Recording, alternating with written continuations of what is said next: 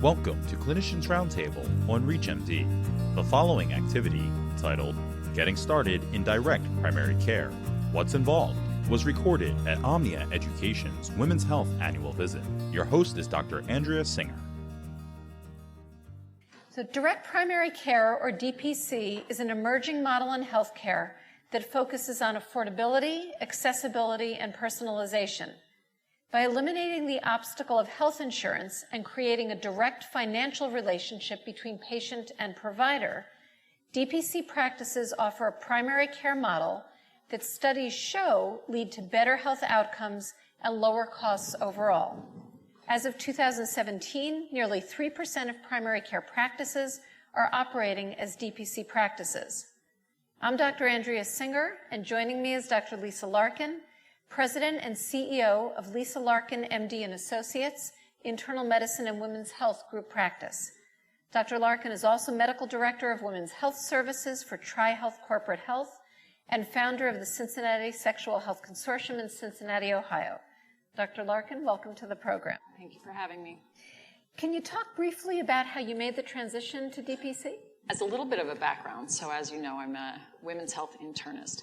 I spent first 12 years in academics at the University of Cincinnati in the Department of Internal Medicine. I then left and opened my own very traditional primary care and women's health practice that I built into a multi-specialty practice over 10 years between 2002 and 2012. I sold that practice and went back into academics in the OBGYN department at the University of Cincinnati for 4 years and made the decision to leave and reopen my practice June of 16. I relaunched my new practice, so just over a year ago, in this new model of direct primary care after really a lot of soul searching about what I wanted to be as a physician for this segment of my career. So this is a model that really tries to get back to how we all want to practice medicine and really have more time and a much more personal relationship with our patients.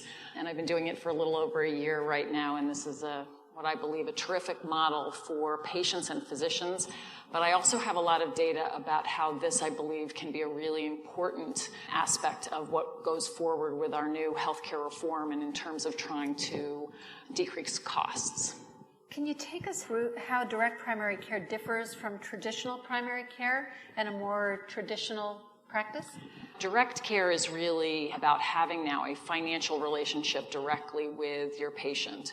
And so what I have done and what my partner providers have done is really pretty scary for most everyone, which is I completely dropped out of managed care and I sent my letter to Medicare and resigned as a participating provider in Medicare, which is a very scary thing to do. But I did it really because it was an opportunity for me to step back and really reinvent the way that I wanted to be a doctor for this segment of my career and really to go back from trying to see 28 patients a day and really to do the kind of medicine that I really believe in, which is, comprehensive, evidence-based, with a real focus on disease prevention as well as disease management.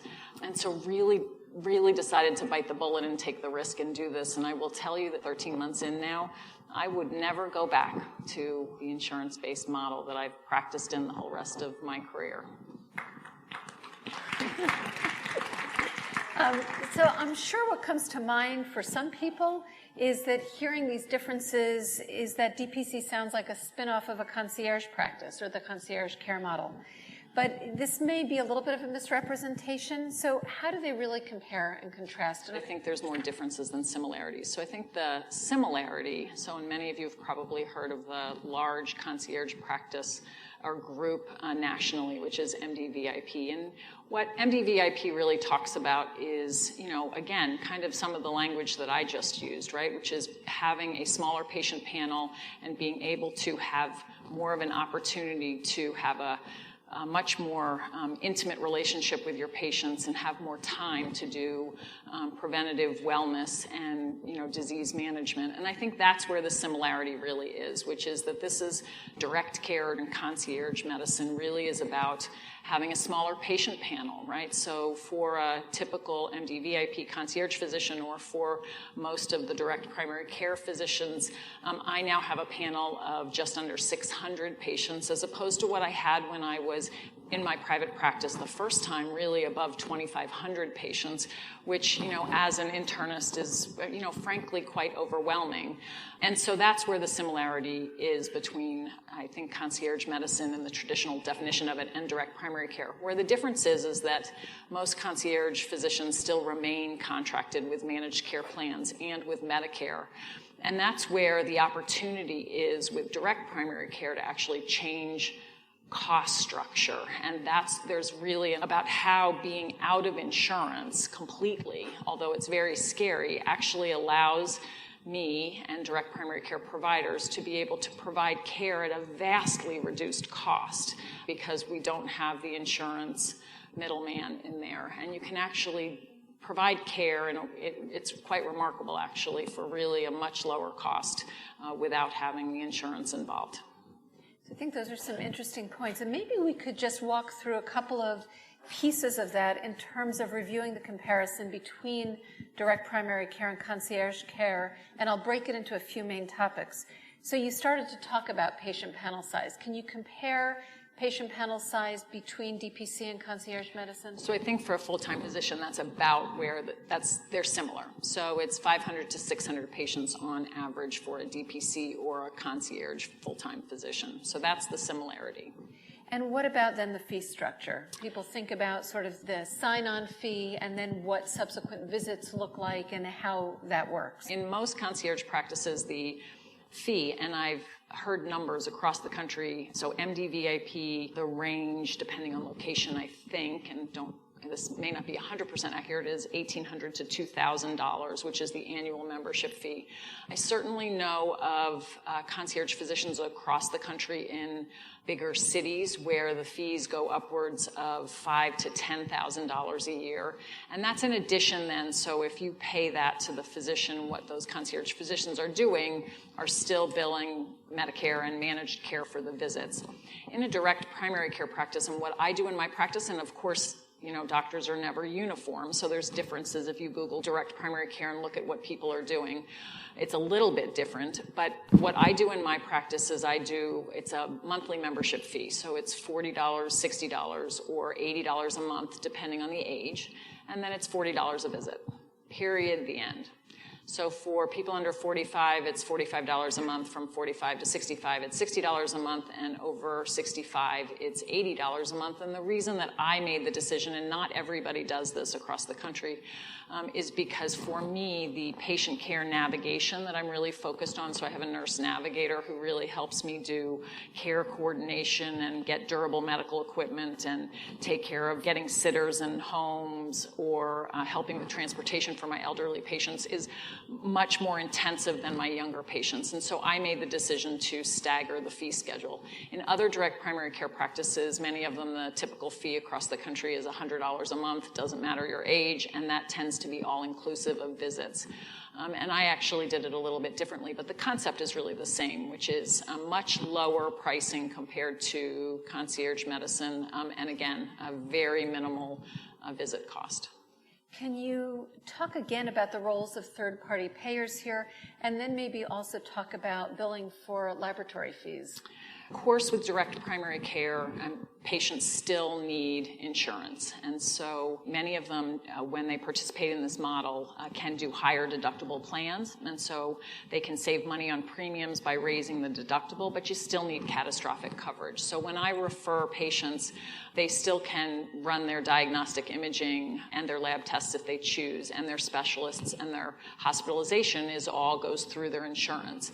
But where the cost savings really comes in is if a patient has a high deductible plan where they're never going to hit their deductible, we can actually do, and this goes back to the laboratory testing, we can do things in the office now for such a reduced and discounted price to save money when it doesn't go through the insurance at all. It's quite remarkable. So, for example, if you're a patient in my direct primary care practice, when you come to see me and I need lab tests for your physical or for an urgent visit, You as the patient can decide if you want me to submit that. I draw your blood, I send it to LabCorp. LabCorp can then submit it to your insurance if you would like it to be billed to your insurance. But if you want to save money because you haven't hit your deductible and you don't want to run the labs through your insurance to have it go to your deductible, because then you're responsible for the full artificially inflated price, you can pay me the vastly discounted price. So, I can do annual labs for someone, which includes a metabolic profile, lipids, a TSH, a vitamin D, and a hemoglobin A1C for $40. And that's just unbelievable when you see what explanation of benefits are when it's actually submitted to insurance. And so there really is a way that we can do primary care much better. And of course, we all still need insurance for all of the unexpected catastrophic things that can happen, but primary care we can do better, less expensively. Given these differences between both traditional and concierge models and DPC, what have you found to be the main advantages of adopting a DPC practice? As I said, I wouldn't go back, but for me as a physician, it's really, I go home at the end of my day now feeling that I have done a better job taking care of my patients. Seeing 16 patients a day compared to 28 patients a day is huge. I have 30-minute follow-up visits now. I have 1 hour new patients and consults, which is, I have to tell you, it is the most unbelievable luxury. And what it has allowed me to do is, A, feel better because I'm really doing a better job with my patients. I call them all the time with their labs now. I follow up much more regularly when they're in the hospital. I have much more time to do care coordination with all the specialists. I'm doing home visits now. I'm really back to being the kind of doctor that I really think that we should all be, and our system really is making so hard for us to do it. But the other thing it's allowed me to do with that much time is really do some cool innovation to really move the needle forward, right? So I'm doing telemedicine now in the office, doing the laboratory testing in the office so cost effectively has been such a great thing. I'm now doing a very small generic pharmacy with 1 hypertension med and 1 diabetes med and a couple generic antibiotics. And the cost is pennies a tablet. I'm telling you, it's so clear what's wrong with our healthcare and that we really need to fundamentally overhaul it, particularly for primary care. But I've really been piloting this new breast cancer risk assessment program. I've really been doing much more with trying to do biometric assessments and really focusing on kind of helping with obesity and weight loss, right? So because I have more time, I can really try to do cool things and really try to do a better job taking care of my patients. So again, I think it's hugely advantageous and I would never go back. So briefly then, just to finish up, with all of these things that sound very enticing to many of us who are seeing many more patients a day, why aren't more physicians or other providers opting to open a DPC practice? What obstacles or barriers do you think one has to encounter or try to overcome? Well, so I can tell you in my market, in the years prior, I was one of the last remaining independent primary care and women's health. I was one of the last independent group practices in Cincinnati. All of the other ones before 2012. So in the years of 2008 to 2012 were being bought up by all of our 5 hospital systems. And I was the stalwart that I was not going to be bought, but I really had this vision about doing women's health on a much larger scale. And so ultimately really made the bullet to go back into academics, as I said.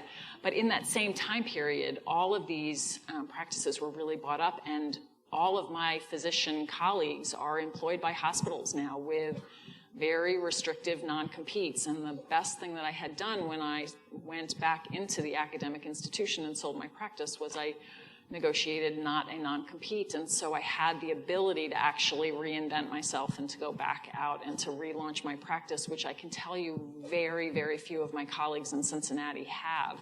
So right now I have 2 partners, so there's 3 of us, and there's 3 other people doing direct primary care in my Cincinnati market, which is very small. In some other markets in the Midwest, particularly Milwaukee and Kansas City, it's about 15% of the market now, and there's this move where if you can consolidate consolidate direct primary care group practices, can negotiate directly with employers to pay the membership fee, and I think that's where the opportunity is to grow this. But it's really hard, so there's the employed part where physicians can't do it, but the other thing is, I got to tell you, I'm in debt. I went from being in debt to building my practice and not being in debt and selling it and going back into academics and coming back out, and I'm in debt again, and that's a very, you have to be a little bit entrepreneurial and I think a little bit gutsy to do it, but it's working and I'm happy, and as I said, it's really about being a doctor and I feel better about what I'm doing. Well, something for all of us to think about. Dr. Larkin, thanks so much for joining us today.